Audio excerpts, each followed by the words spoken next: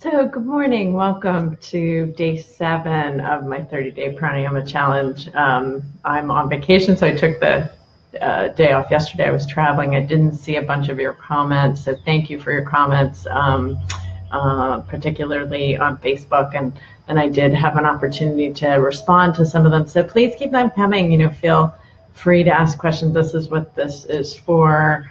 I'm going to be streaming all week, hopefully.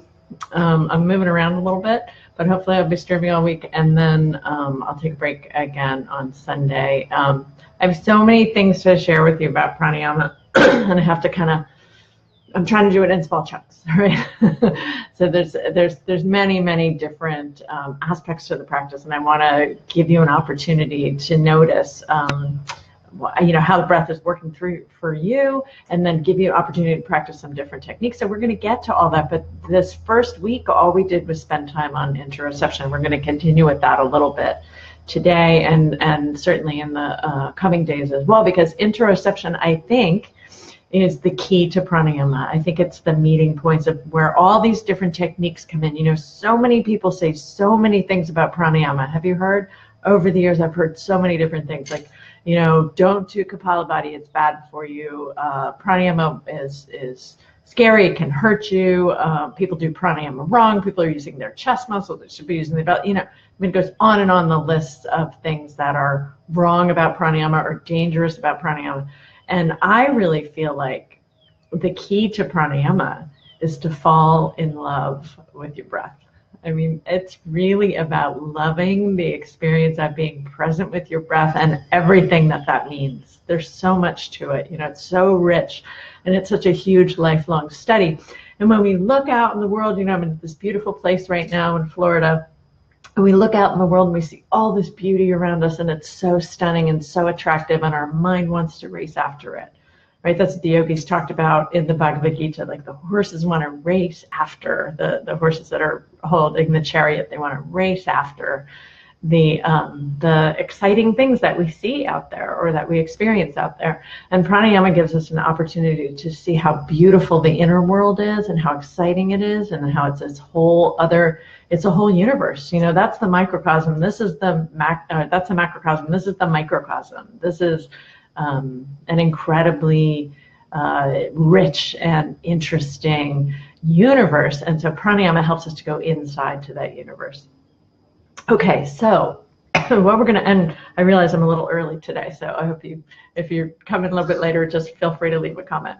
So today, what I want to talk about, what we've been talking about, is the experience in the nose, right? And as the breath sort of turns around, it doesn't really do a U-turn. I feel like that metaphor I have to leave behind, but it kind of glides back. It's like it's more like going around one of those ramps on the highway as opposed to doing a big, sharp turn. It's not a sharp turn, but it kind of glides back into your throat. And then we spent a lot of time in the throat today. What I want to talk about is your mouth, because your mouth does so much, and it can breathe, which is a great strategy, especially in emergencies or when you're exerting strongly. But also, we spend all this time talking, we eat with it, we kiss with it, we make sound, we make different sounds with it, we whistle with it. We're constantly using this. It's such a highly innervated area and very active. So lots of sensory and motor signals constantly coming from the mouth. So what do we do with pranayama? We gently close the mouth. It's nice to have the lips touching, which I can't do right now because I'm talking. And then allow your tongue, right? The tongue rests up into the palate, just softly, how it fits softly in there. So you can try that right now. Notice how your tongue fits softly up into the palate. The teeth, you don't want to clench your teeth. Let them be a little bit apart, but let the lips touch. Now, the yogis do all sorts of things of pushing the tongue back and trying to touch the soft palate and even cutting the frenulum. I'm not talking about any of that stuff right now. I'm just talking about how does your tongue rest softly behind your teeth. And if you like, you can close your eyes or soften your eyes and let the tongue rest up on the palate. And then here's the interesting interoceptive thing to notice as you're doing this.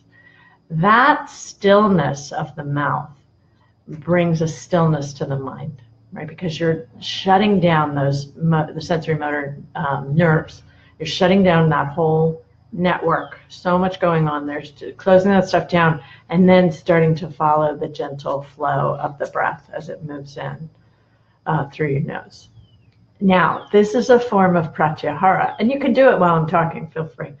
This is a form of pratyahara, and pratyahara means withdrawing the mind, right? So we're letting the mind come back into itself a bit as this stuff calms down, and letting the stuff calm down helps, letting the stuff down calms down helps you to continue that focus. And interoception is everything. It starts to feed back into the front part of our brain and give us a better sense of who we are. When we have a better sense of who we are, we have a better sense of our values. We know what to do in the world. We have a better sense of action, stronger, solid sense of self. That's what these practices are about, right? So feel free, if you like with me, we'll do about 5 breaths or so, and I'm going to keep talking. But if you like, you can let the tongue rest up in the palate.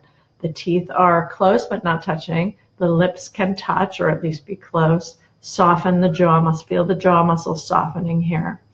And let the breath start flowing in and out through the nose. So all the things we've done, noticing the gates, the nostrils as gates between the external and the internal, and noticing the spaciousness in the nose, noticing the reverberation in the sinuses and up into the third eye. And then noticing that smooth curve around to the back, towards the back, to the pharynx, so towards the back of the nose and the back of the throat. And then noticing the stroking of the back of the throat. And as you're noticing all this, notice how the stillness of your mouth helps you to focus more on what's going on in the nose, the sinuses, the back of the throat, the stroking of the back of the throat. So noticing all of those sensations as the mouth stills. Coming in, coming out, coolness of the breath as it comes in, and the warmth and the softness as it leaves.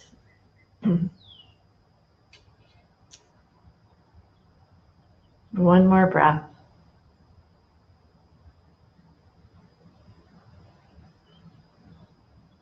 And then when you're ready, welcome to open your eyes. So this practice is a nice one to continue if you want to continue it right now, or do it today, sometime during the day. We have so many different things we've focused on over the past week. The sensation between the nose and the lips, the gates or the nostrils, and then what's going on in the nose as the breath goes up and reverberates into the sinuses and the third eye, and then as it makes that smooth turnaround to stroke the back of the throat. And we have not even gone into the respiratory musculature yet. So we have a lot more to do. Please leave comments and questions. I'll be back tomorrow. And I think tomorrow we'll start, well, there's so many other things I don't want to say yet, but I might want to talk about the softness of the breath. But let me know if you have other things you want me to talk about, because we have another 3 weeks. Okay, thanks for being here.